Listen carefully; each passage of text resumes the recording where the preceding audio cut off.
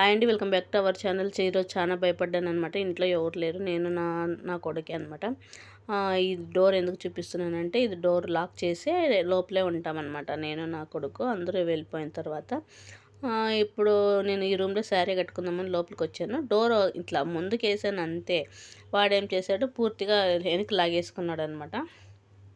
అన్నిటికీ ఆ పక్క ఈ పక్క చూస్తాను, ఎవరెవరు కనపడట్లేదు.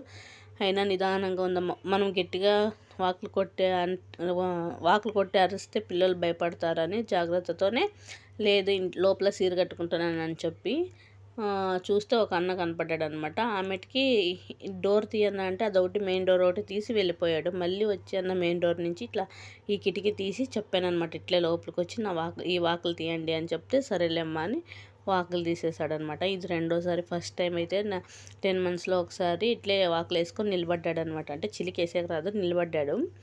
అప్పుడు భయపడ్డాను. ఇది రెండోసారి. అంటే నేను ఎప్పుడు ఇలా లాక్ వేసేదాన్ని మర్చిపోయేసాను అనమాట. అయినా ఉండేది ఇద్దరమే కదా, నేను ఎందుకు వాకులు ముందరికి వేసుకున్నానని నాకు అనిపించింది. చిన్నపిల్లలు ఉండే వాళ్ళ ఇంట్లో ప్రతి ఒక్కరు ఇది ఆల్రెడీ అనుభవించింటారు. నేను ఇట్లా దారాలు కట్టేస్తాను అనమాట. ఎందుకు ఒకవేళ గాలికి డోర్ పడ్డా కానీ లాక్ పడుకోకున్నట్లు దారాలు కట్టేస్తాను. చూడు, వెనక ముందర ఇలా తీసేస్తే పిల్లలుగా చిలుకు పడదనమాట. ఇంకా ఫస్ట్ ఇది మెయిన్. ఇది చిన్నపిల్లలు ఉండే వాళ్ళ ఇంట్లో ఇది అవసరమే లేదు. ఉన్నా కానీ పీకేసుకుంటే నడుస్తుంది.